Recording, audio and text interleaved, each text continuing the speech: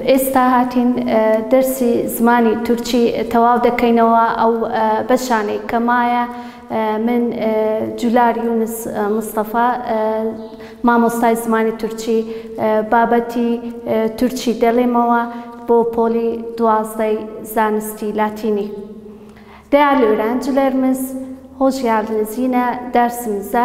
Evde kalın ve bizi dinleyin.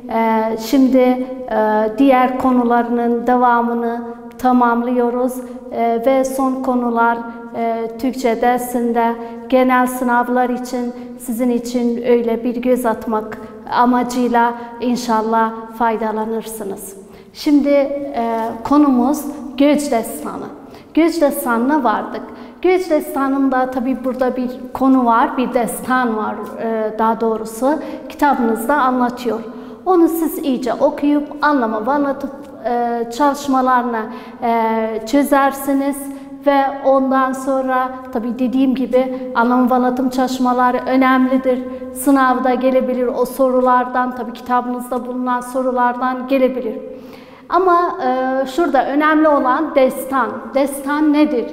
Destan tabii ki bir olay anlatan bir konudur ama olağanüstü anlatır. Olağanüstü anlatan bir konudur.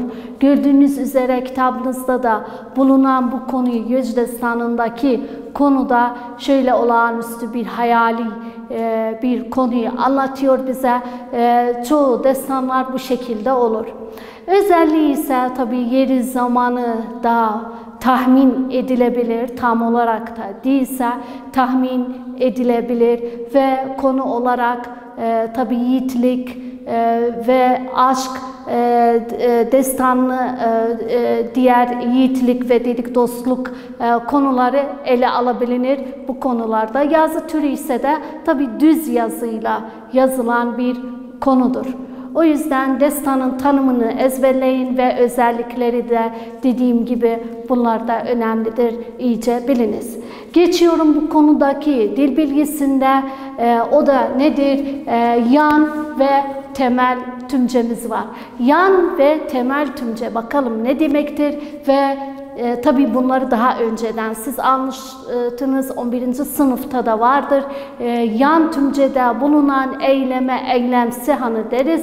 Eylemsinin de türlerini daha önceden almışsınız. O yüzden bu konuda daha fazla durmak istemiyorum. Sadece bugünkü konumuzda veya bu senedeki aldığımız yeni konu nedir? Yan tümce ve temel tümce yanında da nemiz var? Tümce öğelerini bulmak. Tümce öğelerini bulmak.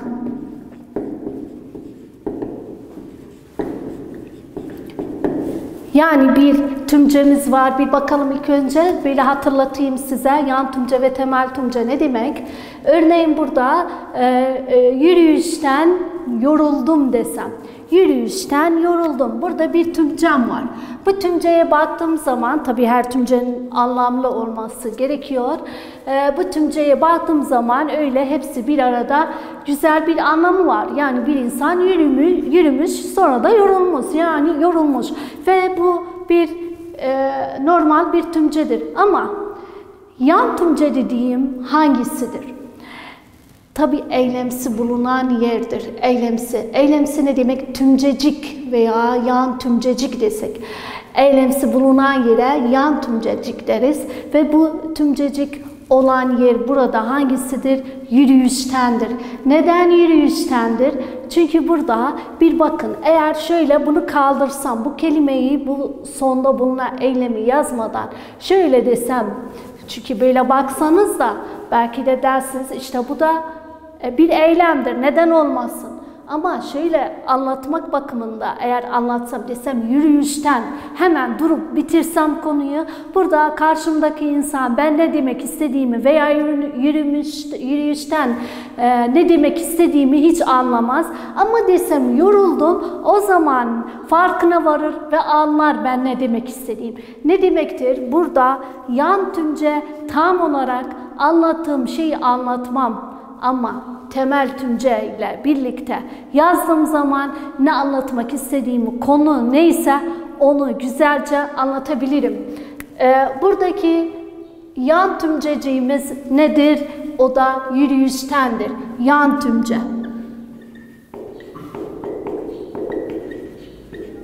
Tümcecik denir veya yan tümce denir ve dediğimiz gibi her zaman yan tümcede eylemsi bulunur.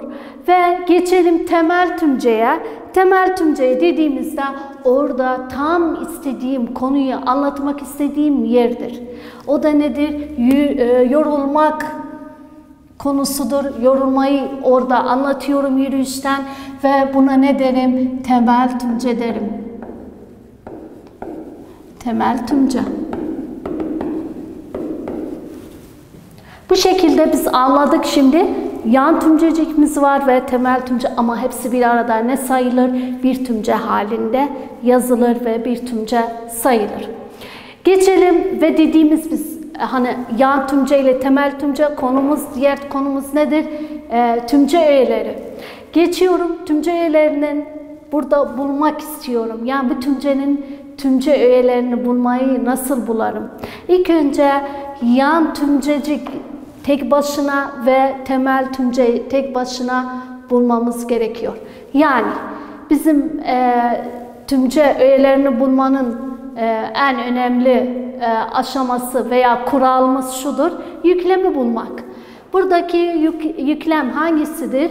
Yorulmak veya yoruldum burada yüklem sayılır veya yüklemdir. Bunu altını çizip şöyle ne yaparım? Yüklemdir. Yani ne demek? Temel tümcem, eğer sınavda sorulsa mesela sizden temel tümce hangi tür öğedir? Ne dersiniz? Yüklemdir. Yüklemdir. Temel tümcemiz yüklemdir. Diğer tümceyi veya devamlı getiriyorum bunun tümce öğelerinin. Yoruldum. Kim? Tabii ki ben. Burada ne var? Gizli öznemiz var. Gizli öznemiz nedir? Ben. Çünkü burada hangi eki almış? İyelik ekinden bana ait olan ben diyorum. Burada öznemiz bendir ve gizlidir. Geçelim yürüyüşten ne olacak? Yürüyüşten tabii ki dolaylı tümleçtir. Neden dolaylı tümleçtir? Şöyle yazıyorum, tabii kısaca ben yazıyorum. Siz de kısaltmasını biliyorsunuz herhalde. Yürüyüşten neden dolaylı tümleçtir? Çünkü biz daha önceden anlattığımız tümce öğeleri konusunda anlattığımız gibi tümce öğelerinden bir türü ne alır? Ten ve den ekleri alır. O yüzden burada baktığımız zaman ten ekini gösteriyor bize ve bu dolaylı tümleç olarak kabul edilir. Böyle baksak burada 3 öğemiz var. Yani gizli öznemiz var, bir de dolaylı tümleç ve yüklemimiz var. Ama yine de söylediğim gibi genel sınavda sorsanız bu türler, hani öğrencilerimiz hepsi soruyorlar, bu tür konular nasıl genel sınavda gelir? Şöyle dediğim gibi mesela yan tümce hangi öğedir sorulsa senden burada ne dersiniz? Dolaylı tümce veya temel tümce hangi öğedir? Yüklem dersiniz veya size seçimler verilir, siz orada bulabilirsiniz. Çok basit bir konudur. Acaba sorsanız yan tümce illaki başta bulunur. Evet, çoğu zaman başta bulunur, tümcenin başında bulunur ve yanında da tabii bir sürü sözcükler de bulunur. Ben burada örnek olarak basit bir örnek verdim. 2 sözcükten oluşan bir örnek verdim. Mesela bazen de özne olabilir. Ne derim? Mesela okumak içimi rahatlatıyor. Okumak içimi rahatlatıyor. Okumak burada ne demektir? Özne demektir. Yani içimi rahatlatıyor. İkisi bir arada yüklemdir ve okumak özne durumunda olur.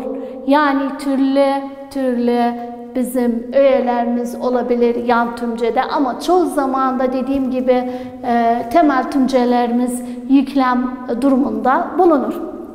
Öyleyse biz burada bu konuyu anladık. Destan ne olduğunu ve yan ve temel tümce ne olduğunu, hem de yanında dediğimiz gibi tümce öğelerini. Ben size hatırlatıyorum bir daha, yan tümcelerde eylemsiler bulunur. Eylemsinin de türlerini daha önceden almıştınız ve biliyorsunuz. Geçiyoruz bundan sonraki kitabınıza göre. Ben burada açıklıyorum konuları. Bundan sonraki bir konumuz var. O da nedir? Şiirdir. Koşma şiiridir. Koşma şiiri burada tabii sadece iki kıtayı ezberlersiniz. Bu iki kıtada da iyice okuyup anlamını anlarsınız tabii ki. Onun yanında konusuna göre hangi tür olduğunda çok önemlidir. Yani bilmemiz gerekiyor. Koşma şiiri hangi konudur veya konusuna göre hangi türdür daha doğrusu. Konusuna göre pastoral şiiridir. Tabii şiir türlerinde daha önceden almışsınız veya alacaksınız. Sonunda da kitabın sonunda da şiir türleri var. Onu da iyice ezberleyip okuyacaksınız. Ve okuduğumuz bu şiir veya koşma şiiri konusuna göre sizden sorulsa tabii hem halk şiiridir hem de pastoraldır. Pastoral derken neyi anlatır? Tabii doğayı, tabiatı ve doğa hayatını, kır hayatını anlatan şiirlere ne denir? Pastoral türü denir. Ve o koşma şiiri de pastoral türlerindendir. Yazı olarak tabii manzum bir yazıdır. Çünkü serbest bir şiir değil, manzum bir yazıdır. Kıtalar şeklinde yazılmıştır. Bu da size örnek olsun. Diğer şiirleri de okuduğunuz zaman biliniz hangi tür yazıdır ve hangi konudur ve hangi konuya aittir bilmeniz çok önemlidir. Geçiyoruz diğer konumuza. Tabii ondan sonra nemiz var? Tasmalı güvercinimiz var. Tasmalı güvercinde de yine o konuyu iyice okuyup, anlayıp, konuyu anladıktan sonra anlama ve anlatım çalışmalar siz çözersiniz iyice ve tasmalı güvercinin konusu nedir bir bakalım, onu da anlatayım burada. Tabii yazı olarak hangi türdür sizden sorulsa fable'dır. Fable. Fable ne demek? Fable nedir? Veya fable yazısı ne demek? Ya, bu yazı türü neden fable'dır? Fable tabii bu bir tür hikayelerdir tabii veya öyle bir hikaye, bir olay anlatır. Ama kahramanı, bu olayların kahramanı kimler olacak? Ya eşyalar olacak, yani mesela kapı, pencere falan veya hayvanlar bazen rol alır bu tür yazılarda veya bitkiler bile yani konuşmuş haline getirilir. Mesela tasmalı güvercinde hani güvercin konuşuyor. Güvercin konuşmaz herhalde, herkes biliyor ama onu o rol şekline getirmiş. Amacıysa tabii insanlara bir ders vermektir. Gördüğünüz üzere ve tasmalı güvercinde hani birlikte iş yapmanın değerini bize anlatıyor ve insan kendini korumak, düşmanından nasıl korur onu anlatıyor bize. Daha fazla bu konuda uzatmıyorum çünkü siz okuyup anlarsınız. Geçiyorum o konudaki ondan sonraki dil bilgisinde nemiz var? Belirteç var. Belirteç ne demek? Zarf demektir. Zarfların türlerini herhalde hepimiz daha önceden aldık ama yine de ben burada bir göz atıyorum çünkü bundan sonra başka bir konumuz var bununla ilgili, o yüzden bunu bilmemiz gerekiyor. Belirteçler veya zarflar kaç türü vardır? Tek tek şurada alıyorum. Tabii biz burada hep okuduğumuz konular, tümcelerimiz hepsi eylem tümcelerle ilgili konulardır. Bunu hatırlatmak istedim size. Şimdi burada ilk türümüz zarf türlerinden zaman zarfıdır. Zaman. Zaman derken tabii neyi tutar? Mesela desem yarın, bugün, dün desem hepsini tutar. Akşam desem, seneye desem, haftaya desem hepsi bunlar zaman zarflarıdır. Zaman zarfları sayılır. Zaman zarflarını tümcede kullansam tabii ki eğer fiil tümcesinde kullansam ne derim? Yarın geleceğim mesela. Yarın geleceğim desem böyle bir tümcem var, fiil tümcem var. Burada bir kelime kullandım. O da neydi? Zaman zarfıdır. Peki bunda ne sorarım, ne sorusunu sorup zaman zarfını bulabilirim. Ne zaman? Ne zaman geleceğim desem. Soru ne olur? Ne zaman geleceğim? Yarın olur. Bu yanıt ne olur? Zaman zarfı olur.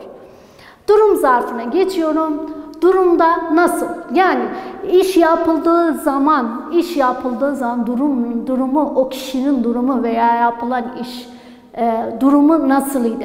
Mesela ne derim? Çocuk hızla koştu. Hızlı burada. Hızlı nedir? Durumunu belirtiyorum. Veya yavaş desem. Bazen şöyle de kullanıyoruz, iki kez kullanıyoruz. Mesela veya ağır ağır desem, ağır ağır merdivenlere çıktı. Yavaş yavaş yürüdü desem. Şöyle yazsam burada.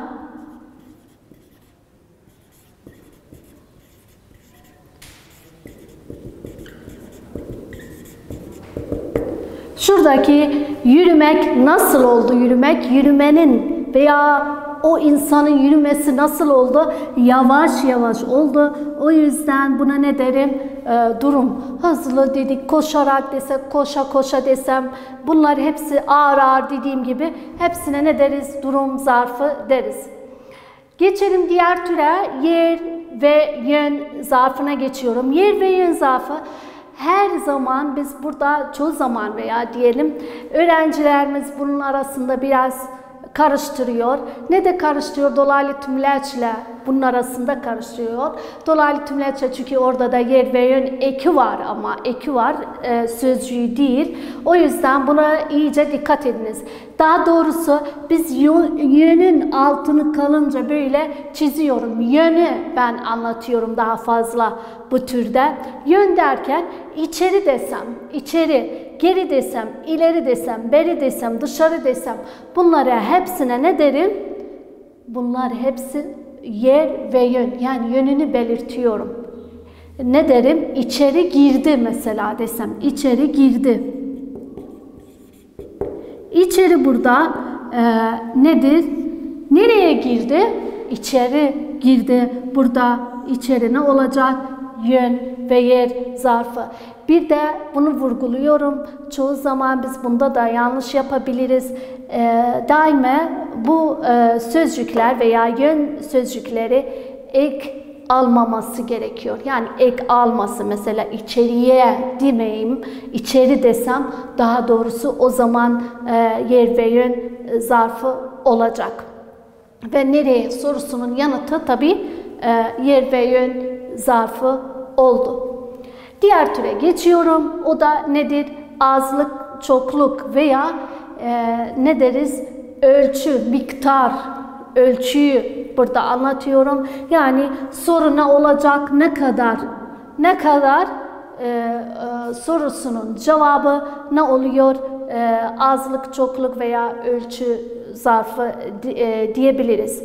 Mesela pek var. Pek, çok, fazla, en. Bunlar hepsi bu sözcüklere ne deriz? Azlık, çokluk zarfı veya belirteci. Ne derim? Biraz yoruldum desem. Biraz yoruldum. Veya en az sizi gördüm. En az burada ne oluyor? Azlık, çokluk yine ölçüyü anlatıyor ama cevabı veya neyin cevabıdır? Ne kadar?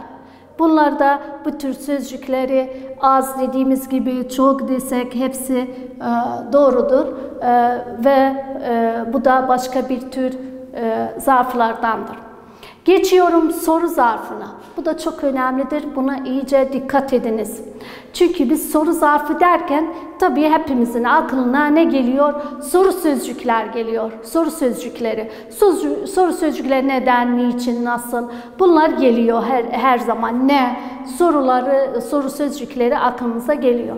Ama acaba sorsanız buradaki bu soru olduğunu veya adıl, zamir olduğunu nereden anlarız? Size daha doğrusu en Önemli noktayı burada söylüyorum. O da nedir? Cevabı, yani cevabımız bir zarf olmalıdır. Yani yazdığım bu tümcenin cevabı bir zarf olmalıdır. Eğer zarf ise o zaman ne derim? Bu soru zarfıdır. Burada daha doğrusu bir örnek yazdım. Ona göre siz anlarsınız. Buraya nasıl vardın desem. Nasıl? Buraya, bu nasıl tabii ben burada şimdi çünkü soruyla ilgili bir konum var. Ne yaparım? Bunun cevabını ararım. Buraya nasıl vardın? Mesela ne derim? Koşarak. Bakın koşarak durumunu belirtiyor. Zarfın durumunu belirtiyor. Madem ki yanıtım zarftır, yani bunun yanıtı bir zarf ise o zaman buna ne derim? Soru zarfı derim. Umarım bunu da anladınız ve tabii ki neden ve niçin soruların cevabı eğer zarf ise buna da soru zarfı deriz. Genellikle bu konuyu çok basittir. Daha önceden de almıştınız ve verdiğim buradaki örneklerden umarım faydalandınız. Şimdi geçiyorum. Aynı konuda, yani konudan çıkmadan önce acaba eğer bana bir tümce verse veya bir tümcemiz varsa, bunun gibi mesela böyle bir tümcem varsa bu tümceyi çözün veya tümce öğelerini bulunuz deseler, bunu nasıl ben çözerim veya zarf bulunduğu yere ben ne derim, zarf bulunduğu tümcede zarfın durumu ne olacak, ona geçiyorum. Mesela bu tümceye bakıyorum. Geleceğim ilk önce hani kuralımıza göre dediğimiz gibi ilk önce yüklemi bulacağız. Yüklemdir. Kim? Ben. Yine gizli öznemiz var. Gizli öznemiz bendir. Peki yarın ne olacak? Yarın ne olacak? Yarın burada, tabii burada nedir yarın? Zarf tümlecidir.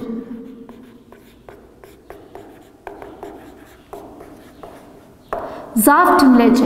Madem burada zarfımız var, o zaman zarf içeri aynı şekilde tüm zarflar eğer tümcede sizden sorulsa tümce öğesi durumu veya ne halde olur, ne dersiniz? Zarf tümleci, tabii kısaltmasını da herkes biliyor. ZT'dir. ZT'dir. Kısaca ben bu konuyu anlattım. Umarım fayda bulursunuz. Öylece biz tüm ikinci kursun veya sömestrin diyelim konularını bitirmiş oluruz. Umarım fayda buldunuz. Bunun dışında yine kitabımı elime alıyorum. Size bazı notlar vermek istiyorum. Özellikle şiirlerle ilgili. Yani dil bilgisinde yeterince biz anlattık. Burada dil bilgisinde hepsini konularınız bu kadarıydı. Kısaca anlattık. Ama geçelim o diğer konulara, hani sonunda kitabınızın sonunda bulunuyor. Bunlar edebiyat konusudur. Özellikle mesela tatlı dil. Tatlı dil tabii bu bir serbest okuma. Bu sizin için öylesine okuyorsunuz. Yani bu sınavda tatlı dil diye böyle bir konu yoktur. Sadece okumak içindir. Geçiyorum şairlere ve şiirlere. Ata Terzibaşı. Ata Terzibaşı burada var. Bu şairin kim olduğunu, nerede doğduğunu, işi neymiş, ne yapmış, hangi senede mesela mezun olmuş, bunları ezberlersiniz ve eserleri çok önemlidir. Eserlerini, burada altını ben kırmızıyla tabii ki çizdim, bile pembeyle veya diyelim çizdim, biliniz. Burada eserleri siz hepsini ezberlersiniz. Tabii burada Ata Terzibaşı'nın bir yazısı var. O da sadece başlığını ezberlersiniz. Yani hangi tür yazı olduğunu başlığını ezberlersiniz. Diğer şair ise Nesrin Erbil şairimize geçiyorum. O da doğum tarihi çok önemlidir. Doğum tarihini de iyice ezberlersiniz ve nerede doğdu, nereden bilgiler aldı ve onun yanında da ilk şiiri, tabi biliyorsunuz yabancı dillerce de şiirler yazmıştı. İlk şiiri nedir ve hangi yarışmada katıldı ve ilk Türkmence şiiri nedir? Onun dışında eserlerini iyice ezberlersiniz. Gelelim şiirine. geri dönmeyelim. Bunun da 11 dizeyi ezberlersiniz. Şöyle ben altını çizdim gel diye. Buraya kadar ezberlersiniz. Buraya kadar ezberlen sınav için tabii ki. Diğer konumuz veya diğer şairimiz Felegoğlu'dur. Felegoğlu'nun yine dediğim gibi doğum tarihi ve nerede doğdu, neler yaptı, bu tarihler de önemlidir. Hangi alanlarda şiir yazdı? Mesela milli dini alanlarda şiirler yazmıştır. Gazel tabii ki bunlar da hepsini ezberlersiniz. Artı yine söylüyorum eserleri ezberlersiniz ve bunun her 3 kıtası dahil bunu da ezberleyin. Her 3 kıtası bir daha vurguluyorum. Son olarak nesir türlerimiz var. Nesir türleri daha önceden aldığımız konularda da var. Yine burada da 15 türümüz var. Her 15 türün hepsini mesela biliyorsunuz, çoğunu da biyografi mesela veya otobiyografi, makale, bunları hepsini biliyorsunuz ama yine de kısaca diyorum, anlayın ve ezberleyiniz. Geçiyorum şiir türlerine son olarak veya son konumuz şiir türleridir. Şiir türlerinde iyice ezberleyiniz.